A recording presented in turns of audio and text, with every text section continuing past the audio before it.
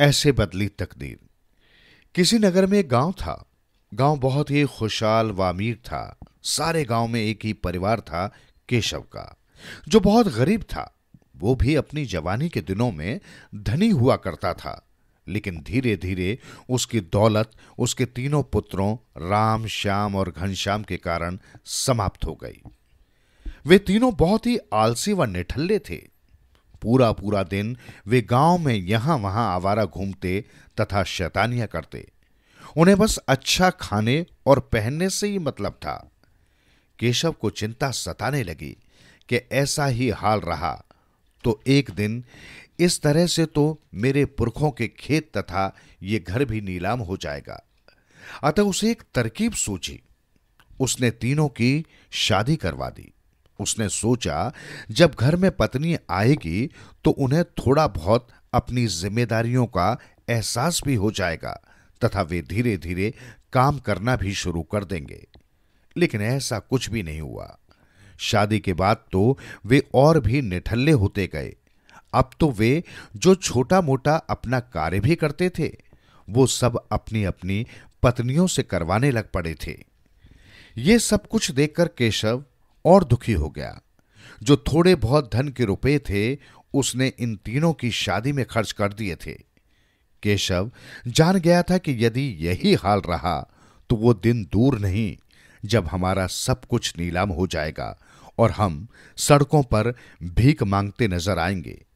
एक दिन उसने तीनों लड़कों को आने वाले खतरे से सावधान करवाया तथा उनसे मेहनत मजदूरी करने के लिए कहा। लेकिन केशव की बातों का तीनों पर कोई असर नहीं हुआ। स्थिति को देखते हुए अब केशव के पास एक ही चारा बचा था। उसने तीनों बहुओं को आने वाले खतरे के बारे में अवगत कराया तो बहुएं केशव की बात मानने को तैयार हो गईं। उन सब ने मिलकर एक योजना बनाई। अब सभी के पास इन तीनों आलसियों के लिए सही राह पर लाने के लिए यह अंतिम योजना थी। एक दिन केशव ने भरी सभा में यह घोषणा कर दी कि मैं अपने तीनों पुत्रों को अपनी जायदाद से बेदखल करता हूं और उन्हें मैं तब तक अपने घर में नहीं आने दूंगा जब तक ये तीनों मुझे कुछ न कुछ कमा कर नहीं देते। इसके लिए केशव ने तीनों को 6 महीने का समय दिया। तीनों भाई इस फैसले से बहुत दुखी हुए।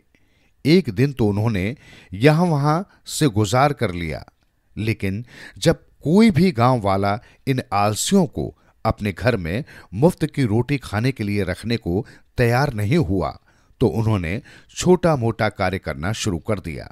लेकिन इन तीनों को कोई भी काम ढंग से न आने के कारण किसी ने भी इनको ज्यादा देर तक काम में न रखा। तीनों भाइयों को अब रुपए की कीमत का एहसास हो चुका था। वे अपनी गलती पर पछता रहे थे। अतः तीनों ने अब ठान लिया था कि वे गांव वालों को कुछ कमा कर दिखाएंगे तथा उन्होंने गांव छोड़कर शहर जाने का निश्चय कर लिया।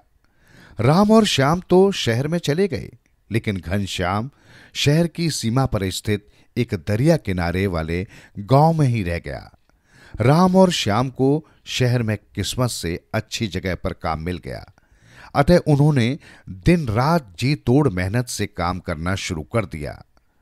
घनश्याम दरिया के किनारे बैठे बांसुरी बजाता तथा गांव से आटा मंगाता और उसकी छोटी छोटी गोलियां करके दरिया में मछलियों के लिए डालता।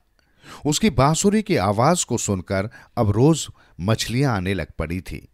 6 महीने बीतने को थे। जहां राम और श्याम दिन रात एक करके अपने कार्य में जुटे थे, वहीं घनश्याम अभी भी मछलियों को ही आटा खिलाए जाता था। एक दिन मछलियों के राजा ने मछलियों से कहा, तुम उस घनश्याम को दिया हुआ आटा यूं ही डकार जाती हो, क्या तुम्हें इसके बदले उसे कुछ देना नहीं चाहिए? सभी ने हां में सिर हिलाया, पर साथ में अपनी असमर्थता भी प्रकट कर दी कि हम उसे भला क्या दे सकते हैं। तो इस पर राजा ने दरिया में मौजूद हीरे मोतियों को उसे देने को कहा। ऐसा ही हुआ। हजारों मछलियों के मुंह भरकर हीरे मोती घनश्याम के पास किनारे पर उड़ेल दिए। घनश्याम के लिए इतने सारे हीरे मोती यूं खुले में रख जाना सही नहीं लगा। अतः उसने इन हीरे मोतियों को गोबर के उपले बनाकर उसमें छिपा दिया। 6 महीने बीत गए। घर वाले तीनों भाइयों का बेसब्री से इंतजार कर रहे थे। राम और श्याम शहर से बैलगाड़ी भरकर जरूरत का सामान तथा ढेर सारा रुपया लेकर आए। उन्हें देखकर केशव बहुत प्रसन्न हुआ। उनके पीछे पीछे घनश्याम भी गधों में गोबर के उपले लादे हुए आ रहा था। सभी गांव वाले उस पर हंस रहे थे। केशव उसे देखकर बहुत नाराज हुआ, लेकिन घनश्याम धीरे से अपने पिताजी के पास गया और बोला, पिताजी, आप मुझ पर व्यर्थ नाराज न हो।